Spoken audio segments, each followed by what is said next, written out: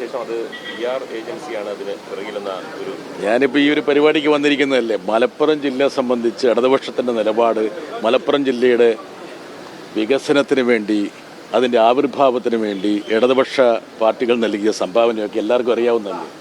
അത് മാത്രമല്ല, ഈ ജില്ലയുടെ ഈ സംസ്ഥാനത്തിൻ്റെയും മതസൗഹാർദ്ദത്തെ കാത്തുസൂക്ഷിക്കാൻ വേണ്ടി, കണ്ണിലെ കൃഷ്ണമണി പോലെ കാത്തുസൂക്ഷിക്കാൻ വേണ്ടി പോരാടുന്ന ജലീലിനെ പോലുള്ള ആൾക്കാർ, മാഷെ പോലുള്ള ആൾക്കാർക്കുള്ള ഈ ജില്ലയെക്കുറിച്ച് എന്ത് ആക്ഷേപമാർക്കുണ്ടാവുക? ഈ മുഖ്യമന്ത്രിക്ക് എങ്ങനെ PR ഏജൻസി ഉണ്ടോ? മുഖ്യമന്ത്രിക്ക് PR-ൻ്റെ ആവശ്യമുണ്ടോ? നിങ്ങൾ നന്നായിട്ട് PR ചെയ്യുന്നില്ലേ? പിന്നെന്താ വേണ്ടത്? എനിക്ക് തോന്നുന്നില്ല, അതൊന്നും ഉണ്ടാവില്ല.